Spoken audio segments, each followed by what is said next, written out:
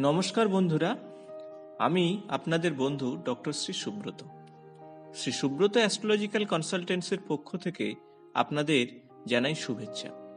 সম্পূর্ণ বিজ্ঞান ভিত্তিক ও শাস্ত্রসম্মত জ্যোতিষ আলোচনা শুনতে ও দেখতে এবং মনস্তাত্ত্বিক পরামর্শ পেতে আমার চ্যানেলটি সাবস্ক্রাইব করুন। হিন্দু শাস্ত্রে ৩৩ কোটি দেবতাদের মধ্যে সর্বাগ্রে পূজিত হন গণেশ দেব, যিনি সর্ববিঘ্ন হন্তা। সমস্ত বাধা বিঘ্ন দূর করতে সিদ্ধিদাতার পূজা সমস্ত হিন্দু ধর্মাবলম্বীরা করে থাকেন।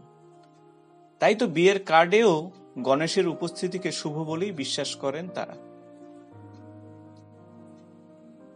তবে জানেন কি, ঠিক কোন জিনিসগুলি দিয়ে পূজা করলে এই বিনায়ক অর্থাৎ গণেশ দেব অসম্ভব তুষ্ট হন?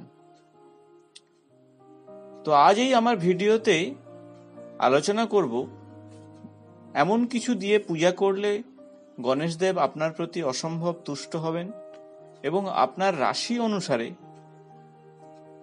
কোন মন্ত্র জপ করলে আপনার ক্ষেত্রে শুভ হবে।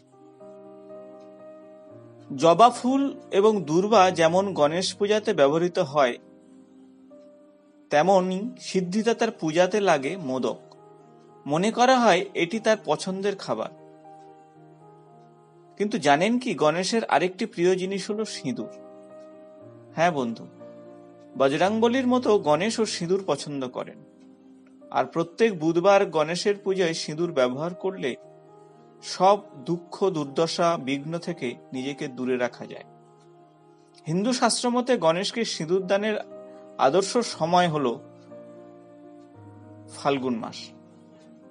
হোলির পরের দিন গণেশ পূজার সরঞ্জামের মধ্যেই সিঁদুর রাখলে তা খুবই শুভ। অর্থাৎ ফাল্গুন মাসের পর থেকেই সিঁদুর দান করা খুবই শুভজনক। এতে যাবতীয় শারীরিক সমস্যা দূর হয়। তবে যেমন ভাবে নয়, একটা নির্দিষ্ট আচার বা নিয়ম মেনে এই সিঁদুর কিন্তু প্রদান করা উচিত। স্নান করে হলুদ রঙের পোশাক পরিধান করুন। সামান্য তেল সিঁদুর মিশিয়ে রূপো কিংবা সোনার কয়েনে তা লাগান। যে কোনো দিনেই এভাবে পূজা করতে পারেন। এরপর মন্ত্র উচ্চারণ করে সিঁদুরকে ও হোলির রং দিন গণেশজিকে। সিন্দুরাং শোভানাং রক্তং সৌভাগ্য সুখবর্ধনম শুভদাং কামদাং চেব সিন্দুরাং প্রতিগৃহতম। এই মন্ত্রেই প্রসন্ন হন নির্বিঘ্ন হর্তা অর্থাৎ গণেশজি। বিশ্বাস রেখে ভক্তি ভরে এভাবে পূজা করলে সংসারে শান্তি বজায় থাকে, দূর হয় আপনার জীবনের বিভিন্ন সমস্যা। সিঁদুর ছাড়াও ভগবান গণেশকে পূজা করতে পূজায় ব্যবহার করুন ধূত্রা ফুল, শঙ্খ, কলা ও দূর্বা। তবে বাড়ির কোনো অংশে গণেশ অধিষ্ঠিত, তাও খুব কিন্তু গুরুত্বপূর্ণ। সংসারে আর্থিক ও মানসিক শান্তি বজায় রাখতে উত্তর দিকে গণেশের মূর্তি রাখুন। যদি সেদিকে রাখা সম্ভব না হয়, সেক্ষেত্রে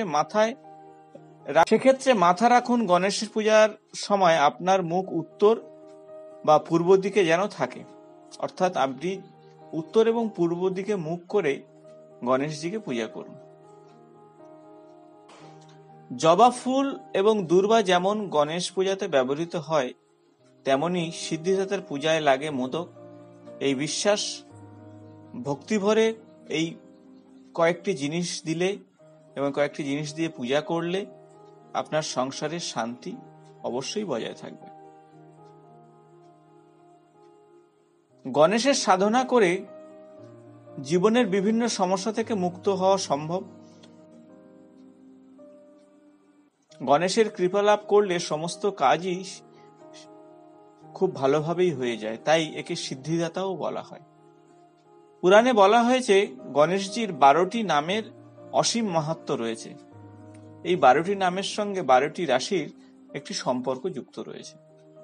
তাই এখন আমি আপনাদের বলবো যে কোন রাশি অনুসারে কোন মন্ত্র জপ করলে বা মন্ত্র পাঠ করলে খুবই শুভ ফল পাওয়া যায়। প্রথমে আসবো মেষ রাশি। মেষ রাশি গণপতিজির যে নাম বক্রতুণ্ড, ওং বক্রতুণ্ডায় নমঃ, এই মন্ত্রটি জপ করলে মেষ রাশির জাতক জাতিকারা অসম্ভব শুভ ফল পাবেন। বৃষ রাশির জাতক জাতিকারা একদণ্ড, ওং একদণ্ডায় নমঃ, তো এই মন্ত্র জপ করলে অসম্ভব শুভ ফল পাবেন। মিথুন রাশির জাতক জাতিকারা কৃষ্ণ পিণ্ডাক্ষ, এই মন্ত্র জপ করলে ওং কৃষ্ণ পিণ্ডাক্ষায় নমঃ। কর্কট রাশির জাতক জাতিকারা যদি তারা গজব কর্ত্র ও গজব কর্ত্রায় নমঃ এই মন্ত্র জপ করেন তাহলে অসম্ভব শুভ ফল পাবেন। সিংহ রাশির জাতক জাতিকাদের ক্ষেত্রে বলবো ওং লম্বোদরায় নমঃ, এই মন্ত্রটি জপ করলে তাদের ক্ষেত্রে শুভ। কন্যা রাশির জাতক জাতিকাদের ক্ষেত্রে ওং বিকটায় নমঃ, এবং তুলা রাশির জাতক জাতিকাদের ক্ষেত্রে ওং বিঘ্ন রাজেন্দ্রায় নমঃ। বৃশ্চিক রাশির জাতক জাতিকাদের ক্ষেত্রে ওং ধূম্র বর্ণায় নমঃ। ধনু রাশির জাতক জাতিকাদের ক্ষেত্রে বলবো ওং মহোদরায় নমঃ। মকর রাশির জাতক জাতিকাদের ক্ষেত্রে ওং বিনায়ক নমঃ। কুম্ভ রাশির জাতক জাতিকাদের ক্ষেত্রে ওং গণপত্যায় নমঃ। এবং শেষ যে রাশি তা হলো মীন রাশির জাতক জাতিকাদের ক্ষেত্রে বলবো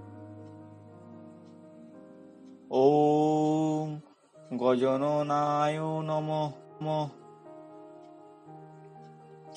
তো বন্ধুরা, আমি যে মন্ত্রগুলো বললাম আমার নিচের ডেসক্রিপশনে সেই মন্ত্রগুলো রয়েছে, সেগুলো দেখে নেবেন। তো এই ক্রিয়াটি সম্পন্ন করতে হলে প্রতিদিন প্রথমে এই 12টি মন্ত্র একবার করে জপ করবেন। তারপর আপনি আপনার রাশি অনুসারে গণেশজির যে মন্ত্রটি আপনার রাশি অনুসারে আছে সেই মন্ত্র 21 বার অথবা 108 বার জপ করবেন। যেমন ধরুন মেষ রাশির জাতক জাতিকাদের ক্ষেত্রে ওং বক্রতুণ্ডায় নমঃ, এই মন্ত্রটি 21 বার অথবা 108 বার জপ করবেন। গণেশজির ভক্তি ও শ্রদ্ধা করলে এবং তার আশীর্বাদ লাভ করলে আপনার জীবনের সমস্ত বাধা বিঘ্ন অবশ্যই দূর হয়ে যাবে। তো বন্ধুরা, আগামী দিনে এইরকমই গুরুত্বপূর্ণ আরো কিছু ভিডিও নিয়ে আপনাদের সঙ্গে হাজির হব। আজ এই পর্যন্ত। বন্ধুরা, যদি ভিডিওটি ভালো লেগে থাকে তাহলে বন্ধুদের সঙ্গে শেয়ার, লাইক ও কমেন্টস করতে ভুলবেন না। নিয়মিত আমার চ্যানেলের আপডেট পাওয়ার জন্য সাবস্ক্রাইব করে বেল বাটনটি প্রেস করবেন। আজ এই পর্যন্ত, নমস্কার।